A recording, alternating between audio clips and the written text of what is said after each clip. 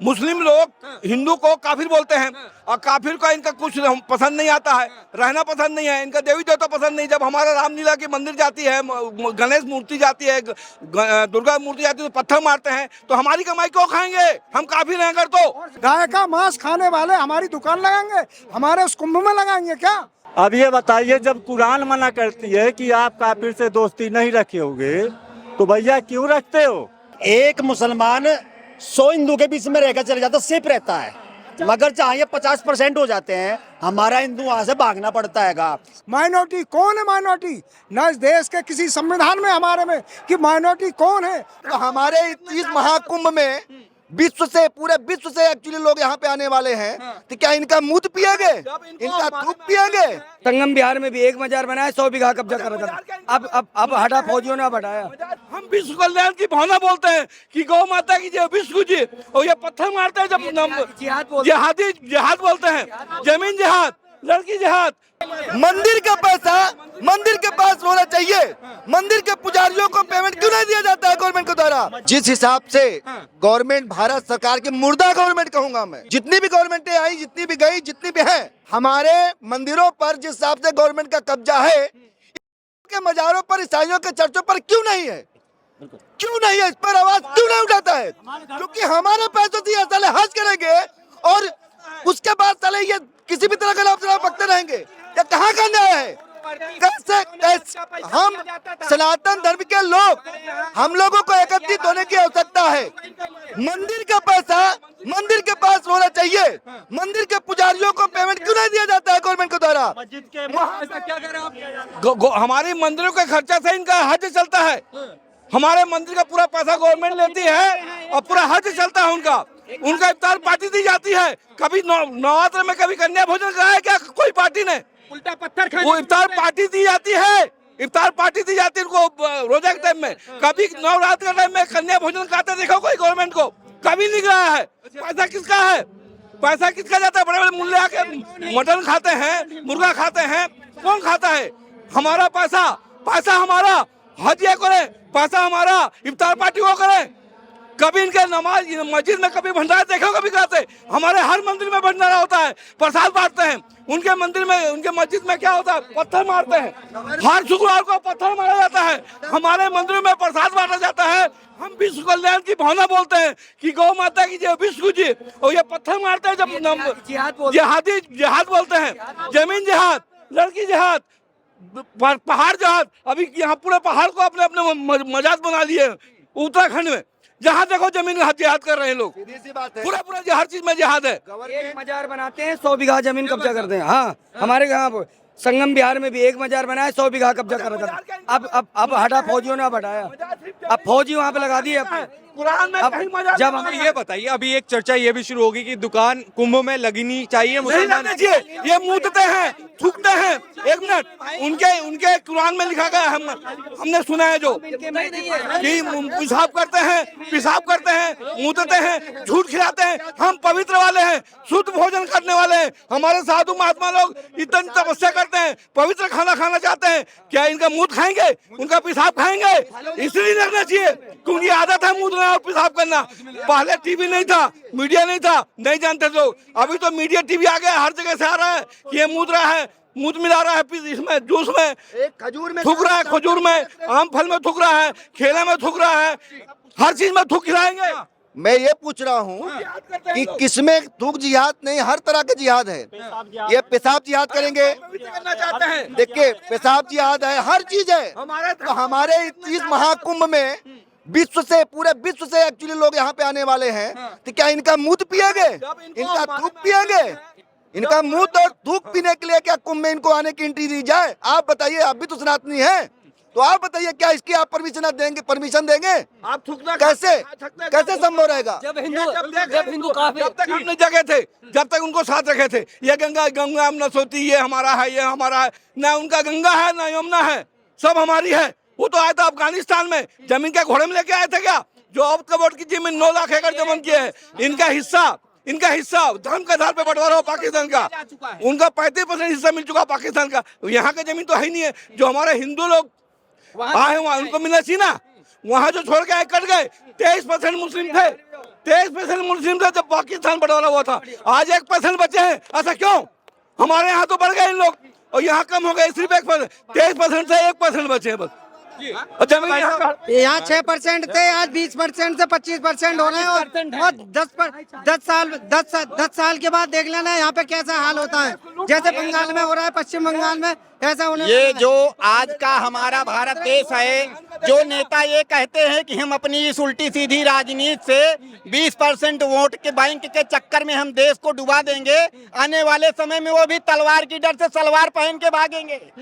जितने भी नेता हैं सबकी बात कर रहा हूँ। और ये है कोई पार्टी ऐसी नहीं है। हिंदू, एक चीज और ये भी है कि जितने भी यूपी के अंदर हिंदू विरोधी फैसले आए उसमें सुप्रीम कोर्ट के 2 जजों का नाम आया। क्यों 2 जजों का नाम आया?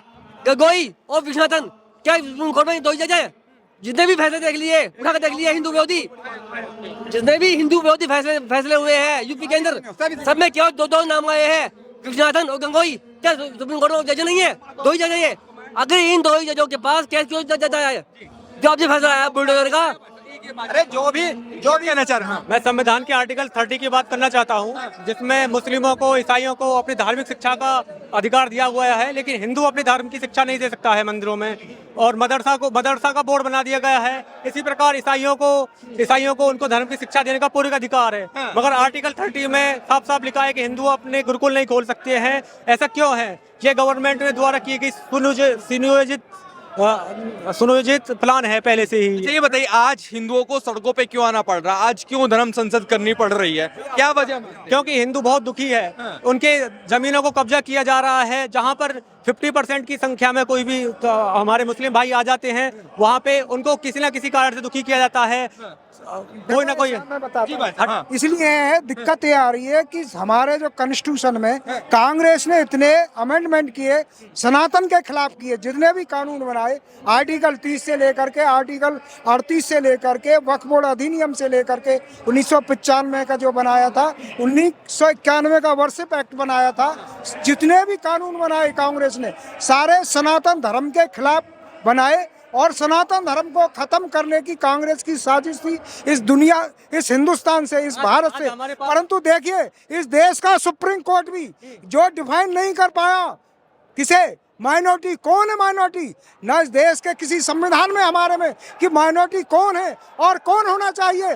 पर दुर्भाग्य देखिए इस देश का कि कांग्रेस ने मुसलमानों को माइनॉरिटी में रख दिया, जबकि हमारे संविधान में नहीं, हमारे सुप्रीम कोर्ट भाग जाता है जब उनसे पूछा जाता है कि हु इज माइनॉरिटी, परंतु वो भाग जाते हैं। उनकी औकात नहीं है इस भारत के सुप्रीम कोर्ट की तो वो डिफाइन कर सके। ये बताइए, कुंभ का जिक्र अब शुरू हो चुका है कि कुंभ में मुस्लिमों की दुकान लगनी चाहिए या नहीं? आपको क्या कहेंगे? अब क्यों लगेगी? वो कल को हमारे सनातन धर्म के खिलाफ, सुनो, गाय का मांस खाने वाले हमारी दुकान लगाएंगे, हमारे उस कुंभ में लगाएंगे क्या? उनसे पूछिए। उन लिबरांडू ग्रोह, कांग्रेस, समाजवादी, आरजेडी, जितने भी गद्दार भरे पड़े देश सनातन द्रोही हैं, जितनी भी विपक्ष की पार्टियां सारी सनातन द्रोही पार्टियां, इनसे पूछो जो गाय खाने वाला है, क्या हम उन्हें दुकान लगने देंगे क्या? है हिंदू ये बताओ, जो जब हिंदू काफिर है तो काफिरों के में मेरे क्यों कम करोगे? क्यों कम करोगे? काफिरों का खाओगे? काफिर क्यों खाएंगे? मुस्लिम लोग हिंदू को काफिर बोलते हैं और काफिर को इनका कुछ पसंद नहीं आता है, रहना पसंद नहीं है, इनका देवी देवता पसंद नहीं। जब हमारा रामलीला की मंदिर जाती है, गणेश मूर्ति जाती है, दुर्गा मूर्ति जाती है तो पत्थर मारते हैं, तो हमारी कमाई क्यों खाएंगे? हम काफिर हैं अगर तो हम देवी देवता का पूछते हैं, ये क्यों काफिर कमाई करते हैं? हमारा हिस्से कमाई क्यों खाएंगे? हमारा हिंदू भाई दुकान लगा खाएगा इसको? क्यों काफिर? मतलब हमको जो काफिर मानने वाला, जो गंगा को नहीं मानता है, जो गौ को नहीं मानता, गौ मांस खाता है, ये हमारी कमाई क्यों खाएगा? क्यों खाएगा? हम ये क्वेश्चन करते हैं जी, हमारी कमाई क्यों खाएगा जो हमको काफिर बोलता है? जी भाई साहब, क्या कह रहे थे आप अभी? जी हाँ, मैं ये कह रहा था, क्या जो आप ये कहते हैं कि भाई इनकी दुकानें नहीं लगनी चाहिए, क्या हमारे सनातनी कम पड़ गए वहाँ पे? और जो हमारी संस्कृति को नहीं मानते, हमारे सिस्टम को नहीं मानते, किसी भी चीज को नहीं मानते, तो वे हमारे पास में क्या लेने आते हैं? तो उनके बीच भाईचारा बनाने आते हैं। भाईचारा वहीं पे बनता है क्या जी? ग्राउंड पे नहीं दिखाई देता। मेरे पड़ोस में एक बात बताओ, आप एक बात बताइए साहब, आप एक बात बताइए, एक मुसलमान 100 हिंदू के बीच में रहकर चले जाता, सेफ रहता है, मगर चाहे ये 50% हो जाते हैं, हमारा हिंदू वहां से भागना पड़ता है। उसके घरों में उनकी बेटियों के साथ में, सबके साथ में अत्याचार और बलात्कार करने की पूरी कोशिश करते हैं। ये पूरी कोशिश करते हैं। आप एक बात बताइए, आप उनके घर में जाकर कभी आपने पूछा भाई जो तुम भाईचारा करते हो हिंदुओं के साथ में, जो तुम सब कुछ ये कर रहे हो, क्या ये तुम अच्छा कर रहे हो? किसी ने सवाल किया मीडिया वाले ने उनसे जाके? कभी नहीं करते। सारे सवाल हिंदू सनातनी से क्यों करते हो भाई? उनसे भी तो करो जाके कभी। तो मैं इतना ही कहना चाहता हूँ भाई, भाईचारा ही बिल्कुल नहीं है। ये सिर्फ एक स्लोगन है ये, जो बीच में हमारे फेंक दिया गया। भाईचारा दिलों में होता है, मंचों पे क्यों कहते हो भाईचारा है भाई? ये भाईचारा सिर्फ मंचों की बकवास रह गई जी, भाईचारा बिल्कुल नहीं। भाईचारा क्या होगा जहाँ 5 बार नमाज पढ़ी जाती है कि ला इलाहा इल्लल्लाह मोहम्मद रसूलुल्लाह। अरे केवल इस धरती पर, वो कहते हैं, मुसलमान कहता है कि इस धरती पर एक ही अल्लाह है और उसका केवल वही पूजने योग्य है और उसका रसूल मोहम्मद है। इसके अलावा जो किसी को मानता है वो काफिर है, और काफिर को घेर कर मारो, उनकी गर्दन को काटो, ये सब दे रखा है। तो बताओ भाईचारा कहाँ हुआ?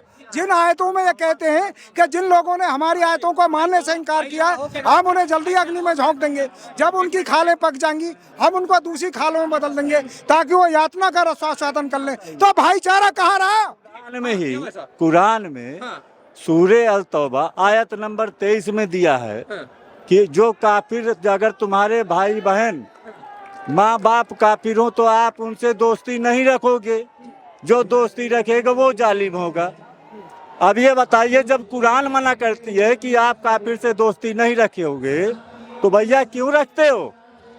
हम कोई जबरदस्ती थोड़ा कहते हैं। हमारे यहाँ तो वसुधैव कुटुंबकम कहा जाता है, इनके यहाँ क्या है? जब ये है ही नहीं, मानते ही नहीं है, तो किस लिए? अपने लाभ के लिए तो आप भाईचारा, और जहाँ आपका लाभ ये खत्म हो गया तो वहाँ से चारा। अच्छा ये बताइए, कुंभ में दुकानों की लेकर चर्चा भी शुरू हो चुकी है, लगनी चाहिए नहीं? बिल्कुल सहमत है, 100% सहमत है, और कड़ाई से इसका पालन होना चाहिए। एक चीज बताइए, जो व्यक्ति हमारे धर्म को नहीं मानता, हमारी संस्था की, हमारी संस्कृति को नहीं मानता, वो जो है आ करके हमारे यहाँ केवल लाभ के लिए आए। भाई आप हमारी संस्कृति को माने, उस पर श्रद्धा रखें, तब आप हमारे पास आइए। वहाँ पर केवल आप अपने लाभ के लिए तो आएंगे, और उसके साथ आपका कुरान में ऑलरेडी दिया है कि काफिर को मुसलमान बनाना है। वो चाहे आप मूत्र पिला करके बनाए या चाहे भ्रष्टाचार। क्या कहना चाह रहे भाई साहब? मैं ये कहना चाह रहा हूँ, एक मिनट, मैं एक ही बात कहना चाह रहा हूँ। ये जो मुसलमान हैं ये अपने धर्म पे नहीं है। कैसे? ये कहते हैं कि ब्याज पे पैसे नहीं देना चाहिए, सब ब्याज खाते हैं। बैंक में अकाउंट नहीं होना चाहिए, सबके अकाउंट है। काफिर का खाना नहीं चाहिए, हमारे बीच में दुकान करे खाते हैं। ये अपने धर्म पे नहीं है, जो अपने धर्म का नहीं हो किसी का नहीं है। ये इसमें हिंदू के गुण हैं, इनको वापस अपने धर्म में आना चाहिए और इस धर्म को छोड़ देना चाहिए। चाहे तो कट्टर हो, अच्छी तरह हो, नहीं हो तो हमारे में आ जाओ भाई, हम कहाँ मना कर रहे हैं?